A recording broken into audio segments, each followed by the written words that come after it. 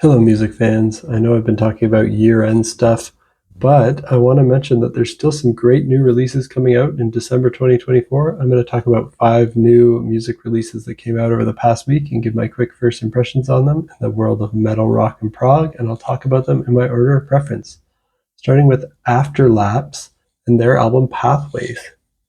Now, this is the second album by this Spanish band, and it's progressive power metal with symphonic influences. And I'm going to put this one in my excellent tier. I really also thought their first album, Face the Storm from 2022, was excellent as well. And this one just continues their excellence. Really catchy melodies, really strong, powerful, clean vocals, no harsh vocals on this. And it's progressive in that some of the song structures are atypical and there's some time signature changes, there's keyboards and stuff like that. But all in all, it's not the most progressive metal music out there. It's still fairly straightforward progressive power metal, but it's just well done and excellent for fans of Evergrey. I really enjoyed the track called Thanks But No Thanks. The bass guitar sounds great there with some of that slapping, and then the guitars, keys, and drums all sound great in addition to the vocals being the standout. And next up on my list for today is, so that came out December 14th. One that came out December 11th is this band called Ifall. It's spelled Ifall, but it's all one word. And their album Stillness and Trust. This is the third album by this band from the UK. And this is kind of progressive rock with some folk, psychedelic rock influences as well. I'm going to put this one in my very good tier. And it's the third album by this musical project by Caio Duarte, who's a Brazilian musical producer, musician, writer, film director, film producer, screenwriter. And he's working with some others and now living in London in the UK. Solid, accessible singer-songwriter prog with some twists and turns every now and then to keep it interesting. Check it out if that sounds appealing to you. That's Ifall with Stillness and Trust. Next one I want to talk about is more of a deluxe version of previously released material by the band CrazyEightyEight, and it's called Columbarium. Now this is an American post-hardcore band with melodic metalcore, alternative rock, and pop influences. I'll put this in my very good tier as well.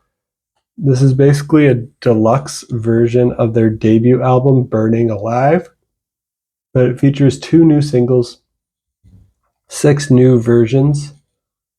So they kind of, I guess they redid some of the tracks rather than just put the originals on there, and 12 instrumentals as well. Great vocals by Lauren Babick from Canada on this, and I enjoy her work a lot with Red-Handed Denial. She can sing, she can scream so well, so she's the standout here again. I guess it's a vocal heavy day for the first 3 albums that I mentioned. They're all very vocal centric, and vocals being the standout. So if that sounds good to you, CrazyEightyEight with Columbarium. And now we're getting to 2 more where the vocals aren't necessarily the standout for these 2. On December 13th, these came out. I think After Lapse, did it come out December 13th? I don't remember. But December 13th, Hellgo released Etiquette, which is their debut album. They're an Italian post-hardcore band with metal, hardcore punk, and post-rock influences. This I'm also putting in my very good tier.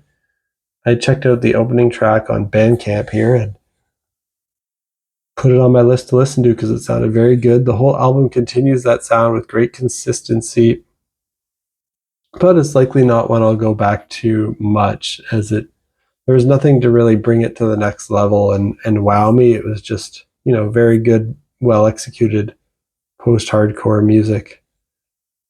And last on my list for today is Misanthropy with their album The Ever-Crushing Weight of Stagnance. This is the third album by this American band. It's technical death metal.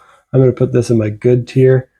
Never heard an album by them before, but I heard the track The All Devouring ahead of time. That made me add this album to my list. And it's a good tech death album, but there were better ones this year for me, and I don't see myself going back to it much. But if you love technical death metal, it's still worth checking out. Check out Misanthropy and the Ever-Crushing Weight of Stagnance. And that's it for my thoughts on these 5 new albums that came out recently in 2024. Did you hear any of these? Let me know what you think of them down in the comments. And did my descriptions of any of these make you want to check them out? I always like knowing if I've introduced people to some new stuff. So let me know what you think of it if you check it out. And what else came out recently that I might have missed. I'm always on the lookout for great new music. So let me know about it down in the comments, and hit that subscribe button if you want to hear me talk about some of my year-end lists. I've already put up my top 5 instrumental albums, my top 5 metalcore albums, my top 5 post-hardcore albums, and my top 5 black metal albums of 2024. I'll probably continue these subgenre series. I was thinking of doing one on just rock. Probably my next video will be, my top 10 rock albums, and I might do something different with that one where I do like a top 1 for every, like, for all these subgenres of rock, like my favorite blues rock, my favorite art rock, my favorite alternative rock, math rock, psychedelic rock, post rock, hard rock, indie rock, punk rock, pop rock, like just kind of pick one from each of those subgenres for the year to represent it.